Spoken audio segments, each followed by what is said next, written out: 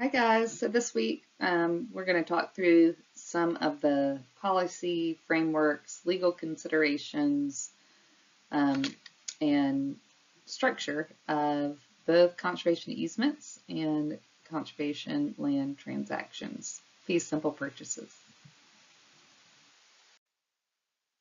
So at this point in the class, you guys have likely figured out that land conservation in the United States has really evolved through a complex interplay between public and private land ownership. Public lands, which can be managed by federal, state, or local governments, serve a really critical role in preserving ecosystems. We talked last week about the role in protecting biodiversity, recreational spaces, and ecosystem services. And there's a complex framework in place that allowed for the amount of protected land that we have in the U.S. To be established. So we're going to talk through some of those today. We'll talk through some of the laws such as the Antiquities Acts in 1906 and also NEPA, the National Environmental Policy Act. Some of these acts help to establish the framework that allow us to manage and to protect public lands from resource exploitation and overdevelopment. We'll talk a little bit more about some of our public agencies and the vast areas that they oversee. And then we'll also talk about private land ownership and how that presents opportunities and challenges for conservation. There's a significant amount of critical habitat that exists in privately owned lands, and conservation efforts have require voluntary participation often. We'll talk a little bit about the legal tool of the conservation easement that allows landowners to protect their land from development while retaining rights. And we'll talk about the challenges and opportunities that exist with that. One of the readings for this week outlines and reflects on the origin of many of our publicly owned protected lands in the U.S. It's good to pause and reflect on where these lands came from. So I wanted to do that briefly. First, and certainly a topic of conversation today, is that prior to contact with Europeans, of course, Native Americans and Alaska Native people lived in what was to become the United States. They lived in organized societies with various forms of government. In the lower 48, contiguous states, Indian nations, ended up ceding millions of acres of land to the newly established government that contributed in making the U.S. what it is today. In both Alaska and Hawaii, the status of lands was negotiated as part of an agreement for statehood.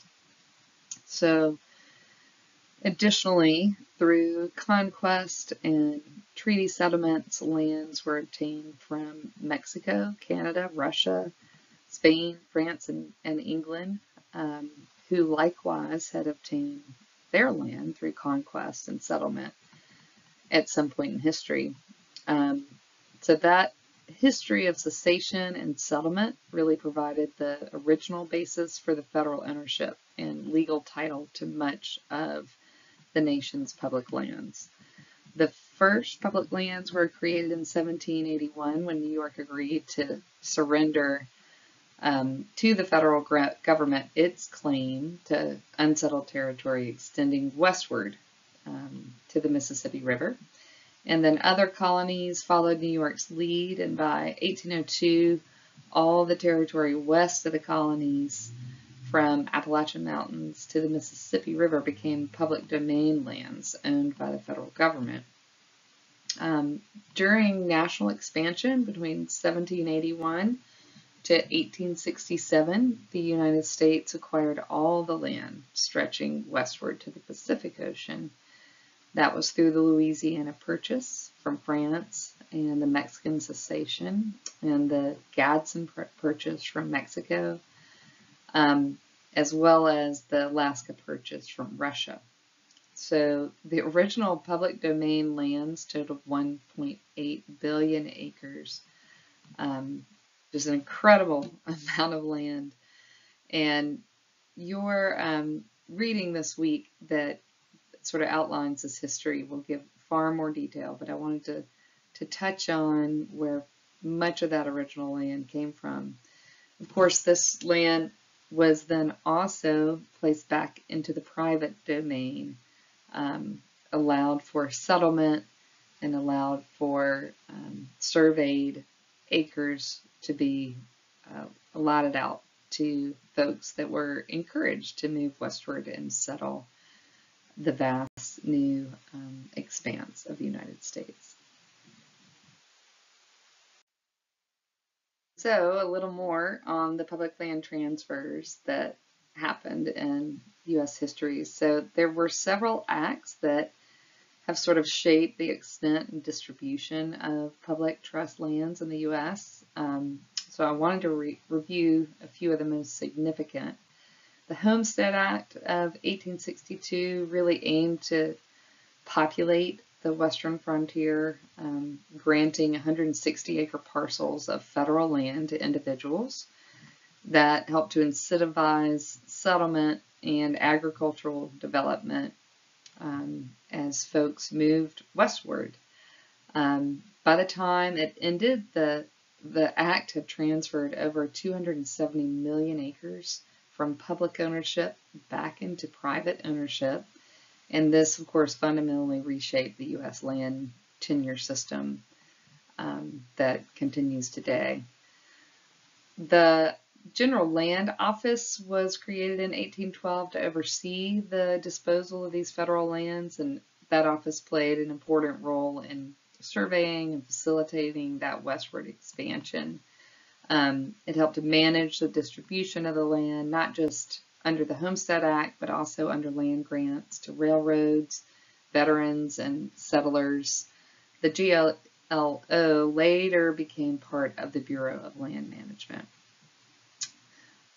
The Antiquities Act of 1906 provided the president with the authority to designate national monuments, preserving significant historical and cultural and natural sites as public land. So this act really marked a turning point from a mindset of federal land disposal towards conservation and stewardship of land.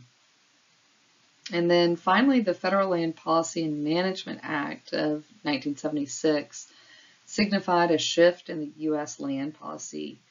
It helped to establish that public lands would generally remain in federal ownership, and it helped to promote that multiple use and sustained yield of resources while attempting to safeguard ecological, cultural, and the recreational values of lands.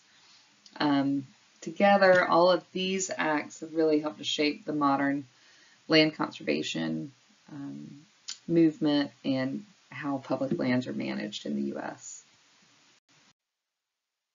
Next couple of slides are a much more detailed timeline and account of the establishment and transfer of lands in the U.S. So take a few minutes to review those.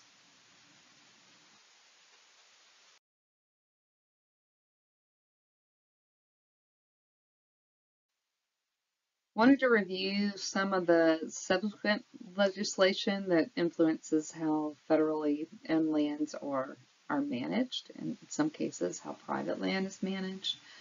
The first we've already mentioned, the NEPA, the National Environmental Policy Act of 1969, requires federal agencies to assess the environmental impact of their actions before undertaking any major projects on public lands. So NEPA introduced the EIS, Environmental Impact Statement, that ensures that environmental and economic and social consequences are considered in decision making. And in that way, it influences how federal lands are managed and with the intent of minimizing any negative impacts. The Multiple Use Sustained Yield Act of 1960 governs the way that we manage our national forest. It mandates that federal lands be managed for multiple purposes, including recreation, timber, water resources, and wildlife. And while ensuring sustained use without depleting the land's resources. So it strives for a balanced approach that promotes long-term conservation for various stakeholders. Of course, the landmark legislation of the Endangered Species Act adds another layer of protection to federal lands by requiring the conservation for species and habitats that are deemed threatened or endangered. So federal agencies must ensure that their actions don't jeopardize the survival of listed species. And this shapes how public lands are used and managed and prioritized for the conservation of biodiversity. Last, the Federal Land Policy and Management Act, as we've already mentioned, is a landmark law that established a permanent framework for managing public lands and prioritizing the retention under federal ownership.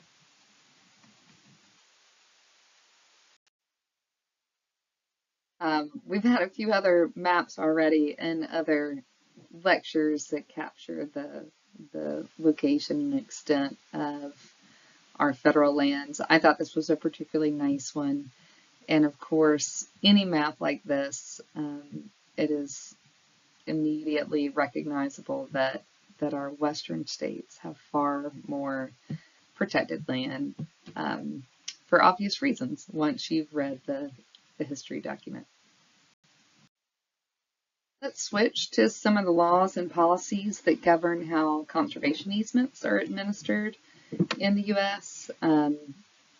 There are several that really have helped to shape the policies and the framework and that provide a foundation for the establishment and enforcement of easements.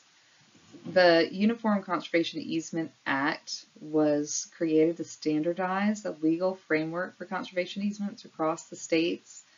It was adopted in part or by whole by many states, and the UCEA generally enables private landowners to restrict certain types of development on their property in perpetuity, ensuring the long-term land conservation of that tract.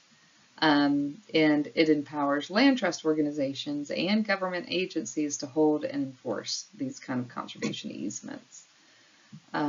Federal tax incentives also play a really crucial role in encouraging landowners to donate conservation easements. So under the Internal Revenue Code, landowners can receive a significant federal tax deduction by donating a conservation easement on their land. Provided the easement serves a recognized public purpose, such as habitat protection or open space preservation. And this financial incentive is a really key part of motivating private landowners to pursue a conservation easement. The perpetuity requirement stipulates that conservation easements have to be permanent to qualify for tax benefits. And this creates a legal and some tax complexities, particularly regarding enforcement over time. So not only do we need enforcement, we need monitoring, and there's, of course, the potential for modifications to the easement over time. And last thing I wanted to mention is that there is state-level variation that exists in the enforcement of conservation easements. So even though we have federal laws that provide a general framework, states often dictate specific roles regarding how easements are established, enforced, and for modification of easements. That makes landowners' rights and obligations vary by location. The interplay between state and federal laws really influences the scope and the effectiveness of how conservation easements work in the United States. So, for instance, state by state incentives for conservation easements really vary widely, and they become a complement to the federal tax incentives. They can offer some additional motivation for landowners. So a lot of states provide a state income tax credit or property tax reductions for easement donations. For example, Colorado and South Carolina offer transferable tax credits for landowners who donate conservation easements on their property, while Virginia provides a substantial state tax credit. Other states like California and Maryland offer grant programs to purchase easements or reduce estate taxes for preserved lands. All of these state level incentives combined with federal incentives really play a huge role in promoting land conservation. So we have 16 states listed here that offer a unique set of incentives for land conservation. In South Carolina, the state tax credit is equal to $200 per acre preserved, or 25% of the federal deduction for the landowner. So it's a nice bonus added to the federal tax deduction.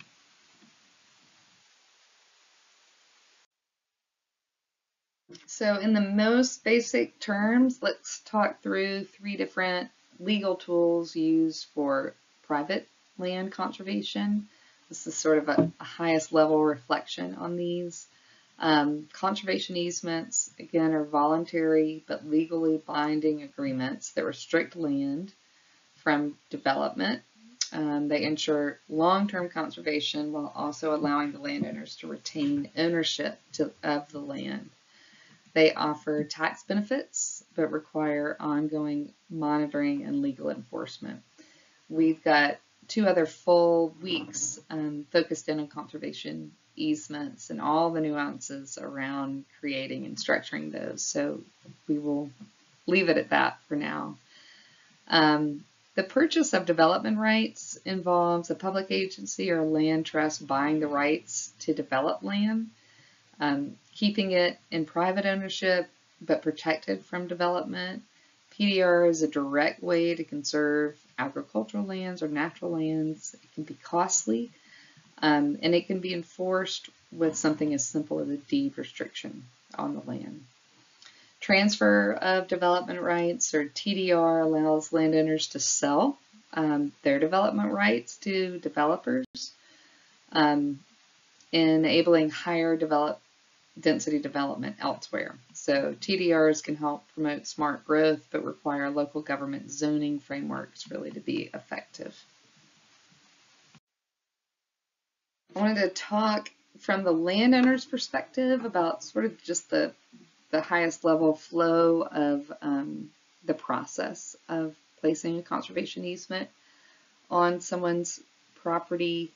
I've had the experience of doing this for work when I worked with the Nature Conservancy, and then also from the perspective of the daughter of a landowner when my parents placed a conservation easement on the family farm that I grew up on.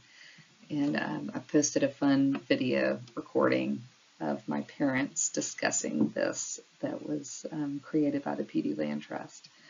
So from the highest level, the flow of activities that occur, of course, the landowner and the land trust need to understand and identify the conservation goals and values. When a landowner moves forward with a conservation easement, it should be with philanthropic intent, and it most likely and ideally would align with their future desires and plans for the property. So they're going to think carefully about what those values are that they intend to uphold and what the purpose or intent of that easement is. The purpose of the easement may dictate which land trust group they work with. And of course, there's a wide variety of land trust groups. As you guys know from some of your research last week, you would want to select a qualified land trust group that aligns with your own values and vision for the property. That could be local, it could be a statewide land trust group, or a national, even international land trust group like the Nature Conservancy. The landowner would then work carefully with that land trust group to draft the easement agreement and go through the process of valuing the land. The way the conservation easement appraisal works is that the land is valued at its current state, and then a second appraisal opinion is published for the value of the land with all of the restrictions in place. And the difference between those two values is the conservation easement value. We'll cover this again when we talk more in depth about conservation easements later in the class. And then, of course, even once the preliminary due diligence is completed and it looks like the transaction can move forward, there are still many legal considerations to consider. Title work must be completed. If there's a mortgage on the property, it has to be subordinated to the conservation easement, and in many cases, a phase 1 environmental assessment report is completed on the property as well. Once all these considerations are completed, the land trust and the landowner could move towards closing, and the easement is recorded and becomes part of the deed. It's a fixture of the land that will follow the land no matter who owns it in the future. And so it is important to have a lot of careful thought in the design of these agreements. In purpose, at the end of the day, it is both the landowner and the land trust that hold some of the rights and interests in that property, in that piece of land. Let's talk through a few other high-level legal tools and terms that you might hear in this course that are options for how we place land into protected status. Fee simple purchase is just the outright purchase of land, in this case for conservation. It results in full control over the land for management, for long-term protection. It is generally more expensive than purchasing a conservation easement because you are buying all of the land, not just certain rights associated with the land. So oftentimes that can limit the scale of conservation easements, and it also transfers all the responsibility of the management of the land to the buyer. A bargain sale of land can actually result in the same exchange of the full fee title of the land into conservation purpose. But in this case, if a landowner chooses to sell a property to a conservation organization or an agency for less than the full fair market value, they can be eligible for a tax deduction for the difference. So a piece of land worth $1 million that was sold to a land trust for $500,000, the landowner could be eligible to receive $500,000 in tax deductions. And another sort of a halfway there opportunity is to enter into options or lease agreements. These can be temporary tools that give conservation groups the right to acquire the land in the future, or some management authority over the land, even though they don't hold full title to it. These can be less costly options. They're usually shorter term. They allow for some flexibility, but they do not result in permanent protection of the land.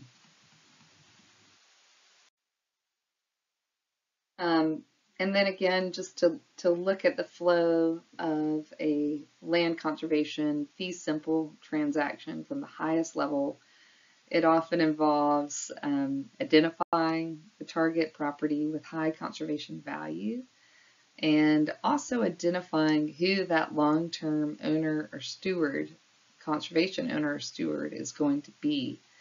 In my line of work, in working for a conservation NGO, we are always thinking about the front end, which properties should we protect, and the back end, if our NGO is able to secure an agreement and conservation funding to purchase the property, who is the long-term owner or steward that should hold that land.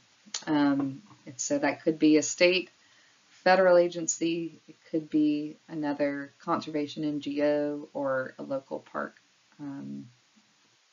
community organization, county, or local government. We usually enter into a due diligence phase. At that point, it's important to be able to negotiate the purchase of the property.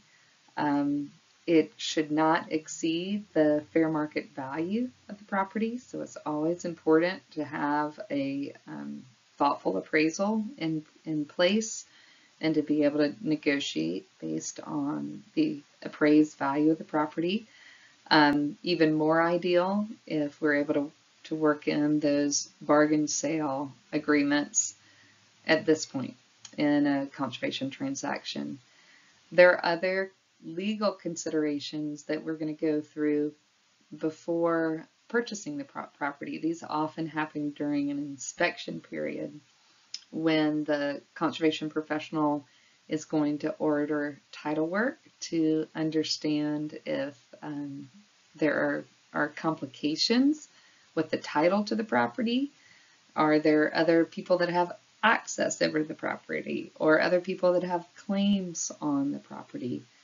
Have water rights or mineral rights been severed from the property and sold to another entity, or transferred to another entity, or retained by a former landowner?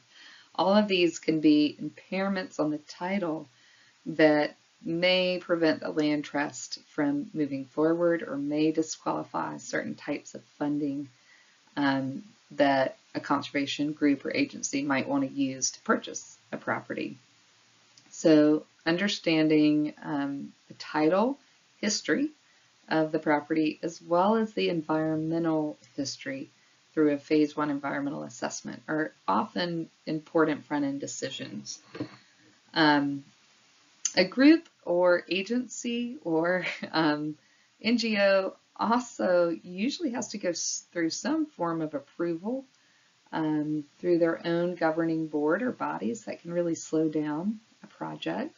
But once all these hurdles are passed and funding has been identified for how the property can be acquired, the agency or organization would close with that willing seller, landowner. Usually it takes 9 to 18 months to accomplish all this. And then the land trust organization would generally put some sort of restrictive language into the deed, or affix that in an affidavit. It's important to memorialize when conservation funds have been used. And when we talk about conservation funding, we'll talk a little bit more about some examples of that.